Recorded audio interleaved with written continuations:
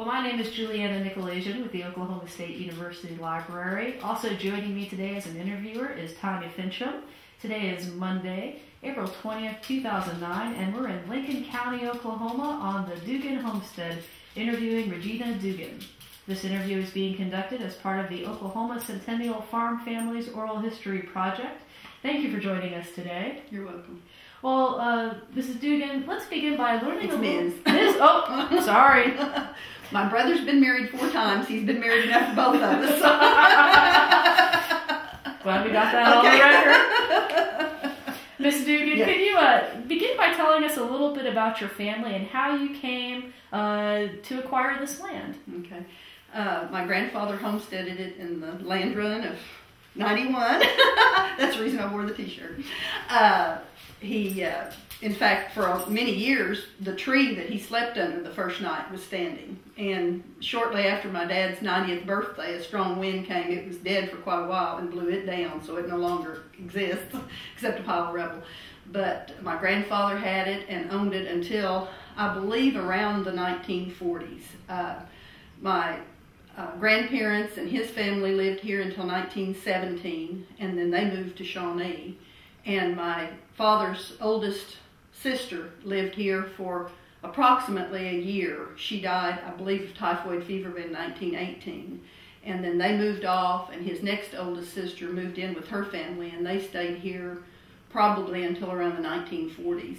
And then my grandfather decided it would be best to go ahead and sell the place. And of course, he had always wanted to keep it in the family name. And so Daddy showed an interest in it, and he contacted his other family members to ask them if they were interested in it. And by then, they had all went their own ways and had their own places and things. So instead of actually buying this place from his dad, he bought them a house in Shawnee, a smaller home that they were needing to move into, and paid for that. And in paying for that, he got the deed to this property. And then he rented it out for several years, and then his older brother moved into this house, I would say probably in the early 50s, and started batching here and taking care of the cattle and the farm and everything. And in a sense, after my grandfather died in 1959, Daddy's older brother, Uncle Sam, he, not the official Uncle Sam, the other one, but he kind of became my grandfather. He was 13 years older than my dad, and so we would come down here almost every Saturday. We lived in Shawnee, and I was born in Shawnee, so we'd come down here on Saturday and always bring him something to eat, you know, and everything. And then when he passed away in '66, it was a decision. We were either going to have to rent the place out or possibly sell it or move down here. And so I decided to go ahead and move down here, and I've never regretted it. I've loved it. I went to school here for 2 years, graduated from here, and then went on. Sorry to say I didn't go to OSU. I went to East Central, but I did graduate from there, and then I lived in Shawnee for a short while, and then I moved back here in '83. I worked for the Southwestern Bell Telephone, and when they closed the office there, I didn't want to transfer any place other than Shawnee, and my parents were getting up in years, and so I just decided to move down here, and I added on to their house, and then after they passed away, then it was deeded to me, so. But I'm just proud to say that it's been in our family for over 115 years, and it's really only had officially 4 owners, so that's not too bad, and just 3 generations, so. Originally, when your family participated in the run, where were they living? It's my belief that they were living over by Ku Klux Falls. It's just a little bit south of Prague, between here and the interstate in I-40. Now, I don't know how long they lived there. Like I said before, I wish I'd just been able to set my dad down, because he could tell the stories, you know, or even some of the older people, even if I'd been able to get it on audio tape. But as with most cases, you don't think of things like that until it's already over with and too late. But they moved here, I believe, right after the run. His second oldest sister was born just within a week or so after the land run in 1891. So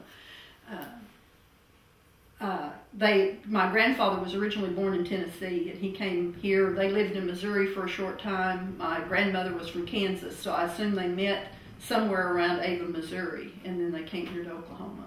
So I guess it was just for the free land and everything. Oh, and I also do have the deed that Teddy Roosevelt signed that my grandfather received in 1901 for the deal. So, in fact, I think there's a copy of it over there, but I've got the original at the house. So.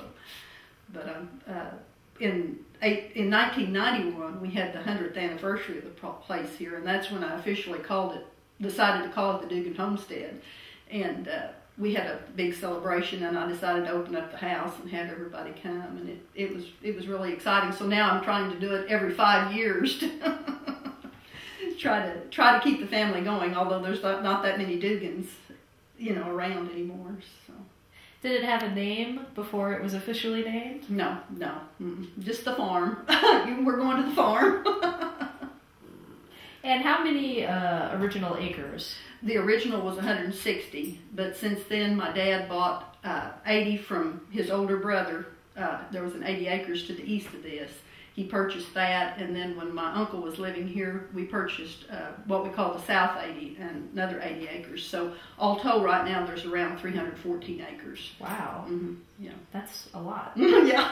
It would have been a little more than that, but my dad deeded some land over to my nephew that lives down the road. So, but okay. Anyway. Well, tell me a little bit about the original structures. I know we're in one right now. Right. Mm-hmm. Well, as far as I know, the 2 front rooms were the original house that was built here on the property. I'd always thought it was built right here, but when I received that picture from my cousin, it stated on the back that this was a picture taken, I believe it was in like 1897 or something like that, prior to its move to its present location. And that's something that I never even thought to ask my dad about. But I think the house was originally a little bit to the north of here, and then it was moved up here. And I would assume probably the reason it was moved, maybe it was near our water source, So it was moved here, and then of course the original barn still exists on the property, and then we have a smokehouse out back here that is probably close to 100 years old as well. So none of them, at the time, none of them qualified for the Centennial structures because they were covered. It wasn't as it existed 100 years ago. Like each of the barns, we had put tin on it. Well, if we hadn't have, it probably wouldn't have preserved. It would have fell down. And then, of course, the house is covered with a siding, too, so it wasn't original. So. And the windmill as well? The windmill probably came about, I would say, in... probably in the 1930s or 40s, probably. It might have been a little earlier than that. But when we first moved here, we didn't have indoor plumbing, and I used that pump many times to pump water and bring it in. It never failed. Mother would wake me up in the morning and say, we need to wash.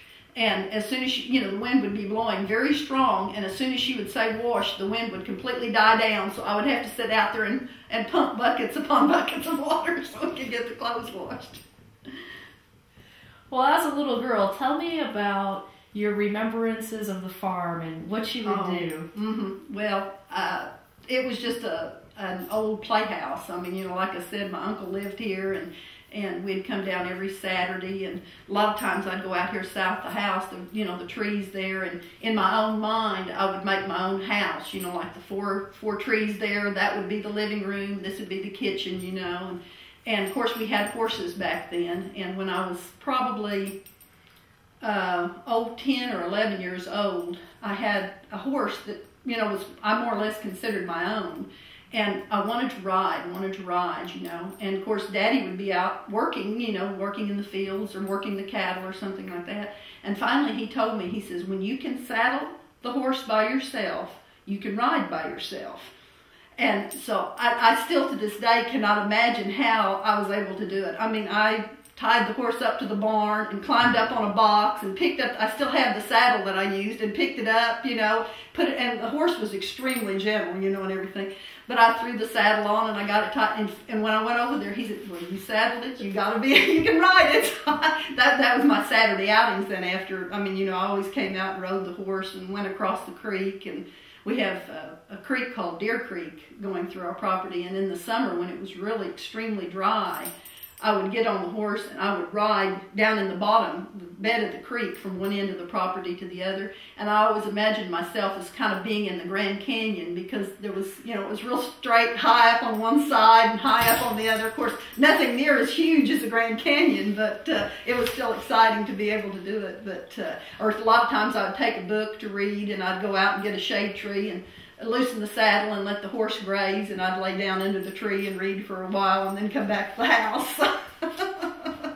That's one thing I regret. I lost my horse last year, and I hadn't ridden in quite a while, but I just miss having a horse on the place. It just doesn't seem right without a horse. So,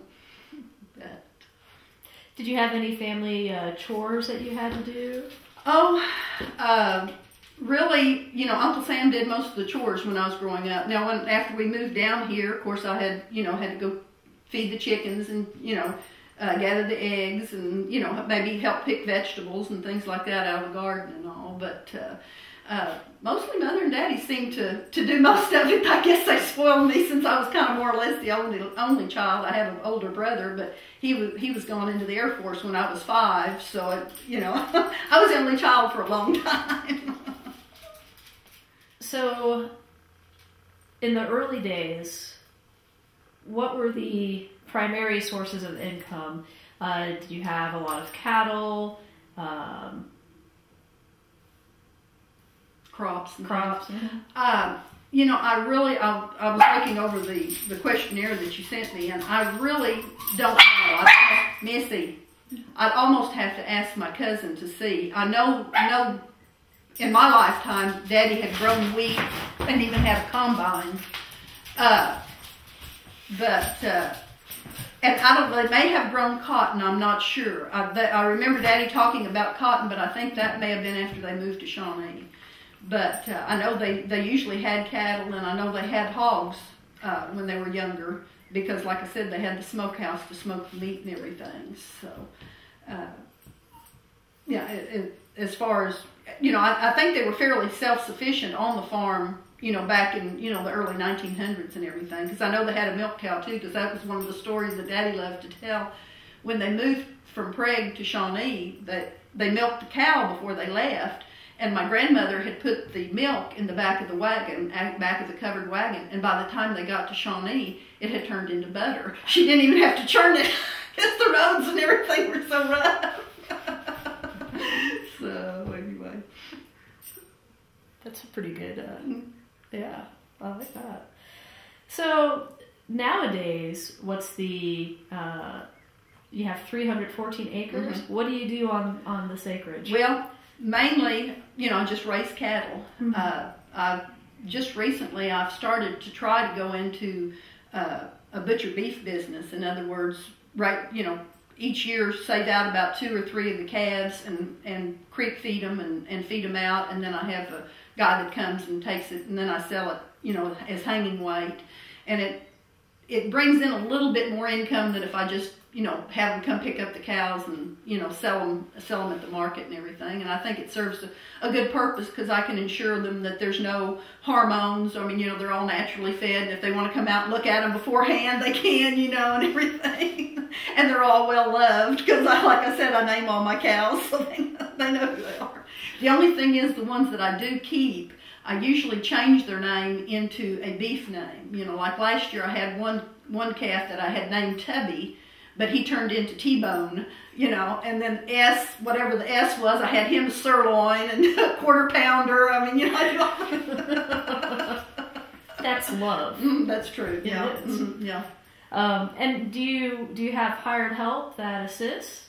Well, I have, you know, like I have the Mennonites from over by Payton. They come and bale my hay for me, so it's just more or less contract labor. But that's one way I've learned to save money on the farm. You know, if you can do it yourself, you do it yourself before you try to get anybody else to help you. Wow.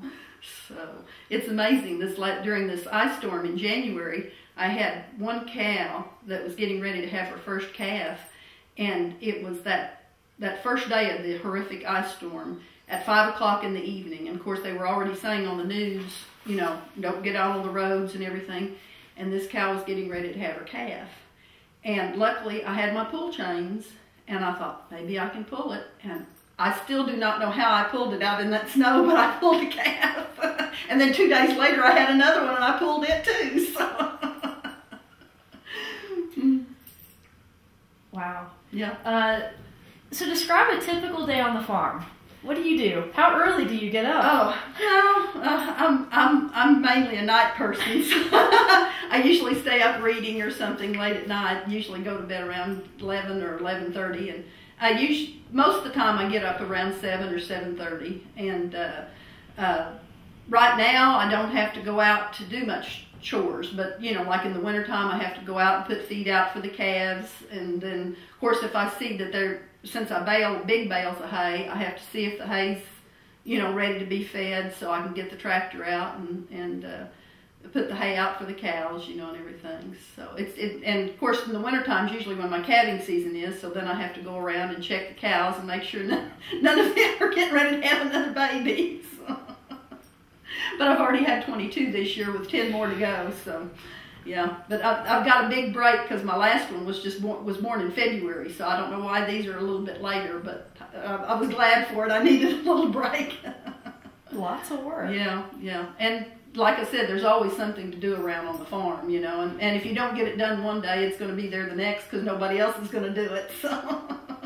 But you just have to prioritize, and then a lot of times when I'm needed somewhere else, I have a friend that needs some help, so I have to go help her, and then I've got a girlfriend that I felt like is a sister that lives in the city, and I try to go up there at least once a month to help her husband out as much as I can. So, but it's busy. There's something new every day, you know. Like yesterday, I thought, well, I won't have anything to do, but I went out and the cows were hungry, so I had to feed them.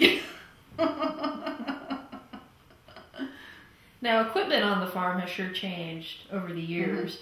Mm-hmm.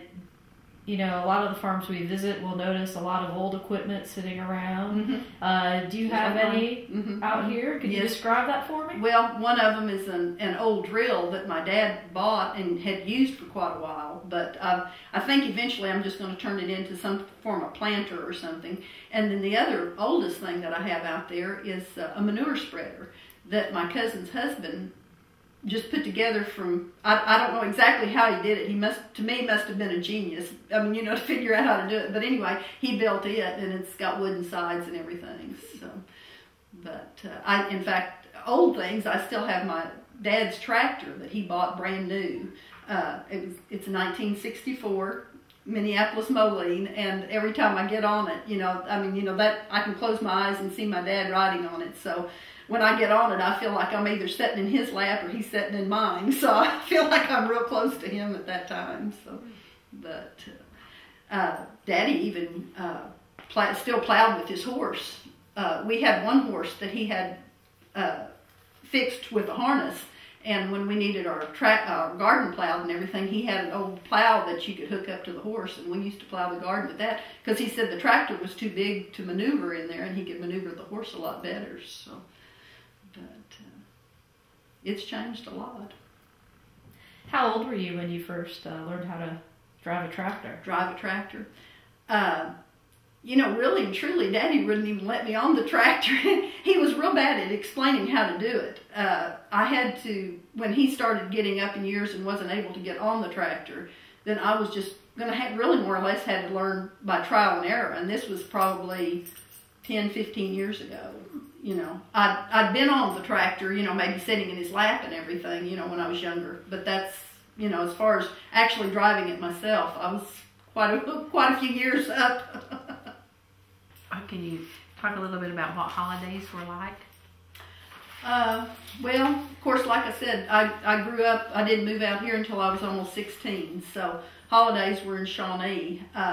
But like especially birthdays, and my Uncle Sam, his birthday was in September like mine, and so we would celebrate, and this was the kitchen that we would celebrate it in. Of course, because I guess it was the biggest room in the house and the closest to the food, because I can remember, well, from memory, and then also from several pictures that I have of a big table with food spread all over it, and the whole family gathered together, you know, to sit down and eat and everything. But it was a lot of fun. Favorite recipe?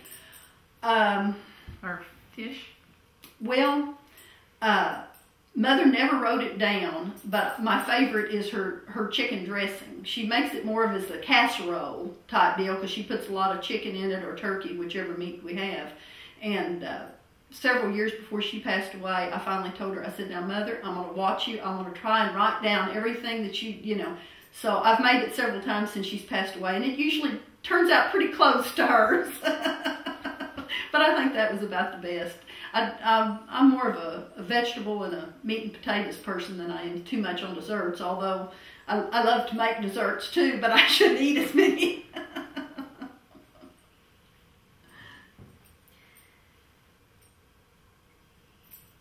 What about home remedies? None that I can remember, although that I think last year I should have learned a little bit better. I was weed eating over here along the road, and I ran into a hornet's nest. And I've later found out that with a hornet or a wasp sting that you can take like a copper penny and put on it. Now, whether that works or not, I don't know, but I have a feeling if I ever get out there again, I'm going to have a penny handy. Because, I mean, they stung all over my ear, and my whole side, my ear was swollen. One ear was about almost twice the size as the other one for almost a week. So, but no, I don't really remember any home remedies as far as, you know, other than that one that I read on the internet. When you were younger, did you participate in 4-H or FFA? No. If they would have had FFA available to girls when I went to school, I probably would have. But at that time, it was only FHA, and I said, I don't want to be a homemaker, I want to be a farmer. And so since I didn't participate, and I don't remember if they had 4-H here in Prague when I moved here. So, but no, I didn't. And I wish I would have been able to. Well, you described for us riding your horse through the creek bed. What other things would you do for fun on the farm? In the summertime we'd make homemade ice cream, and that my responsibility was, once they put the ice and everything on top, was to sit on top of it, you know. And of course I'd reach down and get some of that ice that's got all that salt over it. And then we used to have a big long bench over here to the east of the house, and we'd buy ice cold watermelons and slice them, and we'd sit up on that bench, and each one of us would see how far we could spit the watermelon seeds and have contests. So between watermelons and ice cream, it worked out pretty good in the summertime. Well, if you had a smokehouse, you said you had hogs too? Well, that was when my grandparents were living. Daddy and Uncle Sam, I think they did have a few hogs, but we didn't smoke them ourselves. We'd take them to the locker plant and have them taken care of there. So, do you have a cellar? Well, as I said, that cellar was dug out there, but it was getting really dangerous. I mean, you know, after, you know, several years, and so Daddy just caved it in because he was afraid it'd fall in. In fact, the last time I think I remember going down there with my mother, we store some of our canned goods down there, and we were going down the steps, and I looked on the wall, and there was a humongous centipede on the wall, and I completely froze. I grabbed a hold of my mother, and I couldn't move, and Mother couldn't move me either. And I think she finally shook me to get me out of it, but boy, we got out of there, and I said, I don't want to go down there again. Because it was, sorry to say, it was orange and black. I can still remember, but that was the Central's colors too, so. But I have a storm. We have a storm shelter over there at the new house too. But it retains a lot of water. And then when Mother and Daddy got up in years, it would have been too dangerous for them to go down the steps. So if there's tornadoes or something, I have a little linen closet that I pull everything out and I just go in there, hopefully I'm away from the windows and in the center part of the house. And then of course I have to have all my dogs in there with me too. No close calls with tornadoes? No. My closest call was earlier this year. I was visiting my friend in the city when the tornado hit. There's a nice little wasp. The tornado hit up around Edmond, and I had crossed Northwest 150th and Pennsylvania about 30 minutes ahead of when that tornado passed over. But because I kept looking in the back in the ground, it was looking all dark and everything, and I had the radio on, and they said you need to seek cover and everything, and I thought, well, all these other people are going. I want to keep going. I want to get home. And when I got to the Lincoln County line, I thought, oh, I'm home now. I'm done. And there wasn't a drop of rain here. It didn't have any. Probably the sun was already out when I got into town here. So, but no. And now, Mother and Daddy had a close call with tornadoes back in I think it was 70 or 71 when a horrific tornado hit here in Prague. But it mainly hit south of town. But their electricity and things were out, and that's when I was in college, so I wasn't here for that. But it was terrifying to hear about it and not be able to get a hold of them either. Well, speaking of cellars, it makes me think of canning. Did your mom do a lot of canning? Yeah, she did. We canned green beans, and of course then she canned pickles and tomatoes and pickled beets. And I don't care to use the pressure canner, so if I have any extra green beans, I usually just freeze them now. But I still can a few pickles and pickled beets. My niece, by marriage, she just loves pickled beets, so if I have any extras, I know what to give her. Now, I noticed when we were talking about the structures that you said a lot of them have been reinforced through the years. Right. Can you just talk about some of your efforts to preserve the buildings and the structures? Most of it was done by my parents as far as preservation was considered, because they put the siding around this house to keep the wood intact, and then of course my daddy covered the barn, the log barn down there, and of course since then I've just had it spray painted to protect the metal on it too as well. But that's about all the preservation that's been done on them. So tell me a little bit about the barn. What do you use it for? And what did Dad use it for? Well, I think when it was first built, it was probably built to house maybe the milk cow and a place for milk the cow, and then for their mules and horses and things. And it has a hay shed with a hay loft in it. Since then, when my uncle was living here, he raised goats and sheep, and that's where he milked his goat down there. And of course had a lot of barn cats, and as usual, when he was milking the goat, the cat would come up and he would squirt the milk trying to get it in the cat's mouth to get a direct hit. But since then, a lot of the heifers that I keep for cows later, that's where after they're weaned, that's where I put them to feed them up until about 3 or 4 years ago. That was the sole place where they went to be fed and everything. So, but it's still in use. I mean, it's still usable, although it does need to be cleaned out. And where do you feed them now? In my new barn. Okay. A couple years ago, my nephew came down and he decided he'd build me a new barn, and since the last one was built back in the 60s, I figured it was about time to get a new barn. Approximately how big? It's 50 by 60, all metal, and I still can't believe my nephew more or less built it all himself, just with the help of 2 of his sons and a big winch. He would, and of course he did the welding, so he'd put the braces up and the trusses up and get them up in place and then get up there and weld them. And so anyway, but it's really nice, and I buy square bales of hay from a cousin.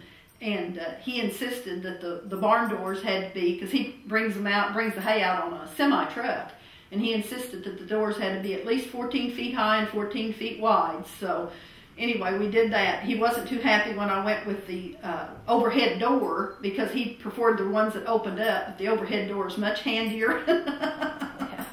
So anyway, but he's able to get his semi through last time, so that's no problem. Well, tell me about some of the other current structures. I know we spoke a lot about the old structures, but describe the current structures. Well, right now there's a total of 4 barns. The old barn, and then there's 2 other barns. One was built probably in the late 50s, and the other one was built in the 60s. The one that was built in the 50s, I think Daddy probably had planned on using it more as a place to store, because that's when he had wheat and he had a combine and he wanted to keep it out of the weather during the winter months and things. And he had the combine in there. And then later on, we used it to store hay, and then there was feeders on either side to feed the cows in the winter when we needed to. In the early 60s, well, mid-60s, they built another barn, and that was after he bought his brand new tractor. And of course, then he wanted a new barn to put his tractor in. So it's mainly just been, like for storing the tractor and his tools, and right now there's just a lot of junk and excess metal from my metal roof and different things, and left over from the barn. And the second oldest barn is a tile barn. It was made out of red tile, or part of it was, that was built in the early 50s, and it was specifically built for a hay barn with feeders on the side, and then they even had cement granaries so that he could put his wheat and store his wheat in there. And then when back in the early 60s, he would take old hay to a mill here in town, and they would grind it and make just ground feed, because Daddy would keep some of his cows up until probably in the till they were about 20 years old. They didn't have any teeth, but with this ground feed, they were perfectly happy because they could just eat that. And so anyway, that he would bring the feed back to town, and that he would put that ground feed, store it in those granaries and things. So, but and then of course the new barn, and then there's another two other sheds. One that was probably a chicken house back in the 40s, but several years ago I had a cement floor put in it, and now that's where I house my mowers and tillers and my small equipment. And then my daddy built a granary also, because he finally found out that a cement floor really wasn't good for wheat because the moisture collects around it. So he built all wood as a place to store his wheat. Well, that didn't go over too big, because then there was cracks in it, and the wheat fell through the cracks and the mouse get in. So anyway, now it's more or less a place just to feed my cats. Right now I have 2 wild cats. Neither one of them they're, I guess you'd call them feral cats. But I just put feed out there, and there's a little hole where they can go in, but the dogs can't go in to eat, so they have their feed. When he was doing the wheat, where would he have to take it to market, or he mainly just used it for his own purposes. I don't think he really ever sold any of it. He just put it up, and then I think he probably took it in with the hay to have it ground for that ground feed, where they put the wheat and the hay and molasses and things together. So. And the cattle. How would they get to market? My daddy had a cattle rack, and when he was here after my uncle passed away, he would just haul them as best he could, usually to as close a market as possible. There was some times that he would take them to the city, or he would hire someone. And then of course right now what I do, I sell mine over in Bristow, and I just give them a call the day I want them picked up, and they come and pick them up that Friday, and then they sell Saturday. So I don't have to have any worry with that. No moving them from pasture to pasture too much then? No, and they're fairly easy to get from pasture to pasture, because they know me, and all I have to do is whistle, and they'll all come to my call. So, and if I'm going somewhere, they go with me because they think I'm going to go open a pasture or something. So. How many are we talking about? Right now I've got 61 head, and that's really more than I'd like to have, but of course a lot of them are calves that I'll be selling probably in the next month or so, and then there's about 4 or 5 older cows that I think I'm going to have to sell too. So.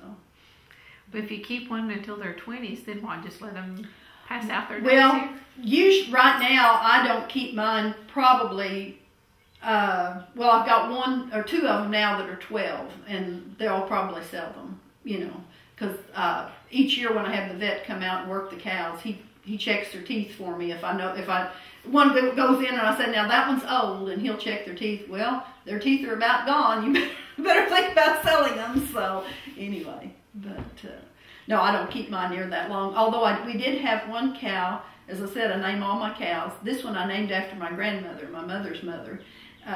And I think we kept her until she was 15 or 16, and I think she had either 16 or 17 calves, because there was a couple years there she'd have 2 calves in the same year. She'd have one in January, and then she'd have one in December. So, but she was a good cow, and I've got a lot of her calves out there. In fact, I have one of the calves that had their first calf this year is the 3 or 4 great granddaughter of the first cow Daddy ever gave me. So I can trace it back that far. Is this written down, or you just keep? Yes, no. It is actually written down. Yes, The great grandmother's name was June, and her name is Pansy. So. Well, when he had the combine, did he go around with the combine to do for others? No. It was just strictly for themselves. And he had just bought, just an old used combine. It wasn't, new material or anything, because he just knew it was just going to be for himself. He did have a small mowing machine, one of those that's on that scythe kind of deal that stands up and with the blades, that he used to mow the hay. But he never did have a hay baler, and so a lot of times he would cut the hay, and then he had a rake that he would rake the hay, and then they would just come and bale it in square bales, years ago. But I found out the round bales, you get spoiled real easy with those, because it's so much easier to let the tractor do the work than lugging them out. Well, what about relationships with neighbors? People pitch in and help, or you just... Well, anymore, this area is not so much a farming community anymore. I mean, it's people that live out here, but very few have cattle. Maybe a few have, a little bit of horses, maybe a horse or a mule or something like that. Or, maybe a couple cows. But as far as actual, raising of cattle and stuff, there's just not that many, around. Have one neighbor that lives about a mile from me, and he's real good about, if I call him, he can, if he's able to. But a lot of them are getting up in years, and you really can't depend on them either. And so many of the neighbors around here, I may know what they drive, but I don't even know who they are, and it really is sad. I know one of the neighbors that used to live down the road, in fact, they had just moved down here shortly before my uncle passed away, and they became real good friends with my parents. And even to this day, they moved to Arkansas back in the 70s, and practically every week, if not, well, probably about every other week, she either calls me or I call her, and she's going to be 90 years old in June. And they were just the best neighbors. I mean, at a drop of a hat, if you needed anything, they were there. And really, right now, you just don't have that kind of neighborly. But like I said, they're just not here. They're out working, doing a job, and when they come in, they're tired, and they just, they're ready to rest. So, do you think it was different 20, 30, 40 years ago? Mm-hmm. Yeah. Can you remember if your father or your uncle had, neighbors pitching in to help? Oh, yeah. Well, in fact, these same neighbors, when we were living here in this house in the fall of '66, that they had a horrific fire across the road, forest fire type deal. And Daddy was out there, until 1 or 2 in the morning helping put it out. And, neighbors from all over came. And Prague is like that. I mean, if there's a fire or something, like there was a trailer house down the road, people were coming and saying, is there anything we can help with and everything. But it was a lot different years and years ago, because there was just, I don't know, it was just more of a communal atmosphere, in one particular area. And it's not that way anymore. So is it tough to be a farmer nowadays? Well, I don't really consider myself a farmer. I consider myself more of a rancher, because I don't really farm that much. But it's tough, but it's nice. There's nothing, it's just like I said, when I pulled that calf and how I got that mother up. I mean, her very first calf, and to get up and start licking that calf. And I mean, it just gives you such a feeling of accomplishment. And then you see them, how they're growing up, and everything. And then, of course, it hurts when they have to haul them off, too. That was the first thing when we started butchering our own calves. They said, how can you do that? And I said, well, the only thing is, I tell myself, if I'm not eating it, somebody else is going to. So, you know, and when we first started butchering calves, they would come out here and kill the calf on the place. And I finally told the guy, I said, look, I just don't want to see it and I don't want to hear it. If you can give me about 10 minutes till I can get in the house and close my ears, after the calf is gone, I'll be all right. But I can't hear it right now because I've had to raise this calf.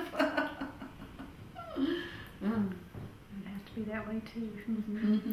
I figure it's tough once you give them a name and go. Yeah. Well, see, that's one reason when they're going to be butcher, I change them to a beef name. You know? That way you kind of know it's coming. Right? Yeah. Mm-hmm. Oh, sirloin. I know. Although these are going to be the first of the alphabet, so I've got to come up with names for an A and a B and a beef would be okay for, but I don't know what A is going to be. And then C and F, I guess. Filet would be okay. We could probably think of names all day. Well, do you have a favorite farming or ranching activity that you enjoy the most? Well, that's checking the cows and just watching the calves be born. I prefer not assisting, but to actually see them, you know, be born and get up and run around. And when I had my horse too, there was nothing more beautiful than watching a horse run out in the pasture, you know, where they strut their tail up and they're just got their nose up in the air and everything. So, but that's my favorite of all of it. You'll have to tell me your horse's name. Well, her registered name was Taurus Countess, but I called her Star because she had a star on her forehead. But the one I grew up with, her name was Dolly, and then her sister's name was Dilly. It was Dilly May, Dolly May, and then they had a sister in between that was Starlight, because she was a kind of a palomino, and to me she just looked like, you know, just stars sparkling. But that was the thing that absolutely astonished me too. My uncle, we had an old mare named Sally. She was Pinto, and he got on her and rode her almost halfway to Meeker, to these people that had a stallion so she could be bred. Well, Sally had her first calf, her first colt, Dilly, in May of 1955, May the 13th. Then Starlight was born May 15th, 1956, and Dolly, my horse, was born May the 17th, 1957. And I thought, how did he get it a year and 2 days apart? Then I found out right after they have their colt, if you can take them in, they breed back real quick. And that's how he did it. But I mean, they were a year and 2 days apart, each one of them. So, now, Missy, come here. Come here. Have you walked pretty much every acre on the farm? Mm-hmm. Mm-hmm. Now that I don't have a horse to ride, when I have to check fence, I have to get out and actually walk and check all the fence and stuff. So, and that's another thing. I have a cousin coming that ice storm several years back destroyed a couple trees, and they're landing on the fence. And so he's supposed to come and help me cut the trees down so we can get the fence back up, so I can turn the cows back out there because they're wanting the extra pasture. But yeah, and that's a great deal of fun too, is just walking over the land to know that this was the same land that your ancestors probably walked across and everything. So.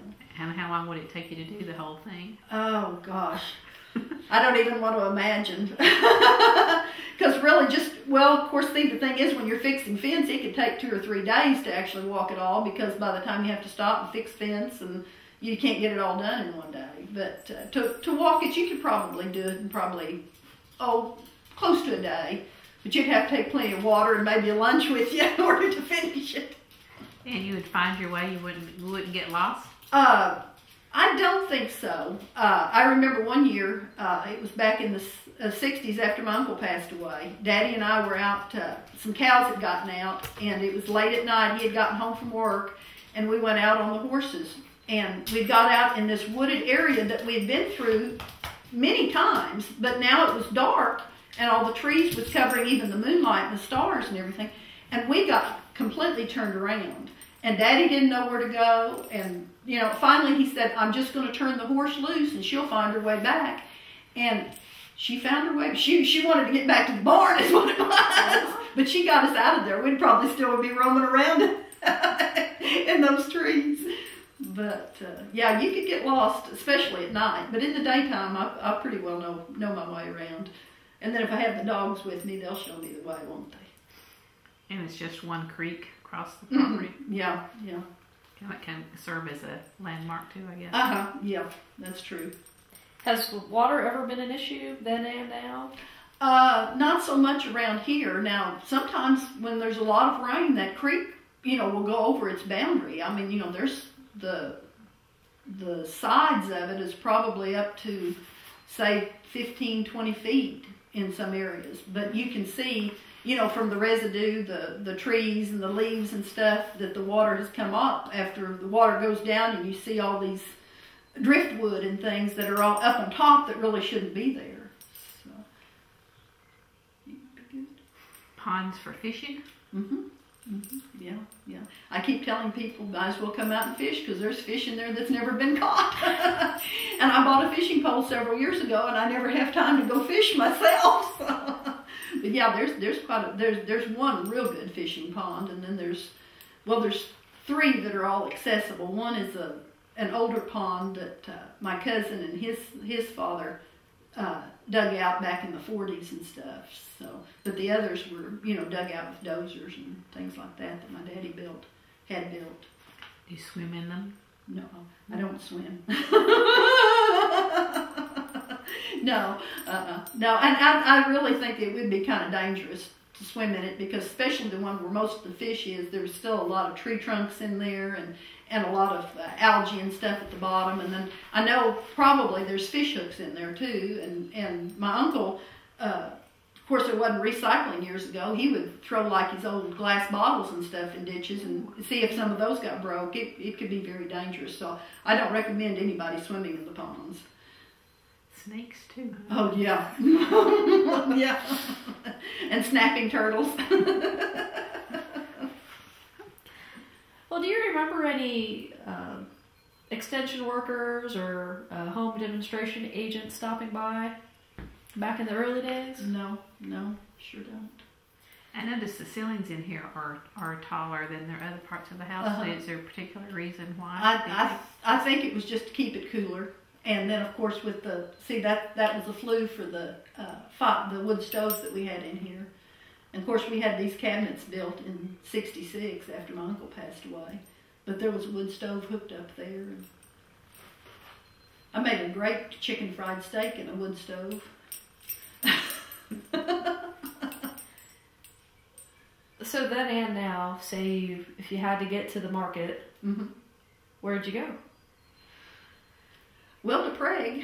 You mean to sell our cattle or or just to go grocery to store? Grocery store, yeah, to Prague. Of course, I go to Shawnee probably about once a week too, but mainly here just to Prague, to the store.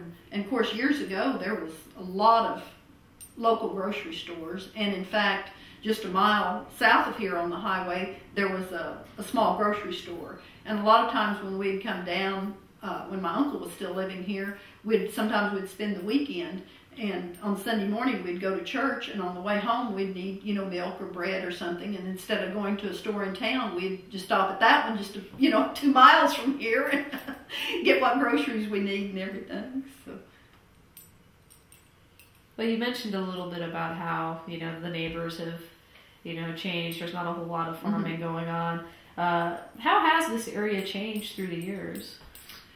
Well, a lot more housing. I know my cousin, he owned the mile section just south of here, and there was no houses on it at all, and now there's three trailer houses, or 3 mobile homes, and about 4 or 5 actual houses too on that property where he ran his cattle, so. And there's just a lot more houses built. When we moved out here in '66, it was there was just three people that lived on this road. Us, and then the neighbor across the road, and then one further down the road north of here. So, and nobody to the east. There was no houses at all, going to the highway. That's Daddy coming in. So what do you envision for the farm the next 100 years? I read that yesterday too. I was thinking about that. I don't really foresee, it probably won't be even in my family anymore. I don't. I mean, you know, I've made arrangements for it to be deeded over to a nephew, but he doesn't really have any interest in farming. He has 2 boys. They'd like to hunt a little bit. They come out here and hunt in the fall sometimes and fish, but I just think they'll probably put a for sale sign up on it. You know, I wish it wouldn't happen, but I mean, you know, I'm afraid it will be. Because that was one of Daddy's greatest wishes, is to keep it in the family as long as he could, and I've been trying to do that. Well, do you have any favorite recollections of your dad or your mom you'd like to share with us? Oh, well, my mother and dad were both in their 40s when I was born, so that, yeah. As Mother said, I was a change with the life baby, so I changed their life in more ways than one.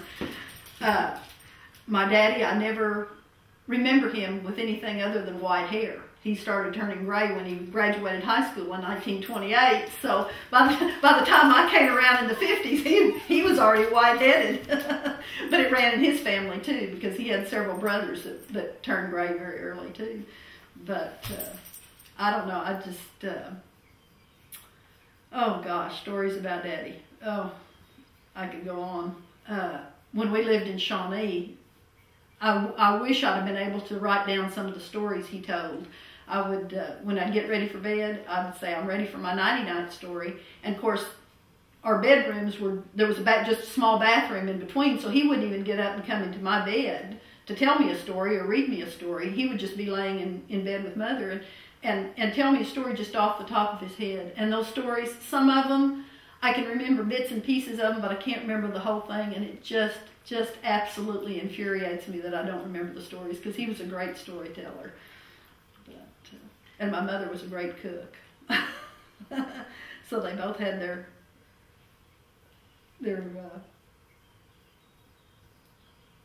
Did they sing while they worked?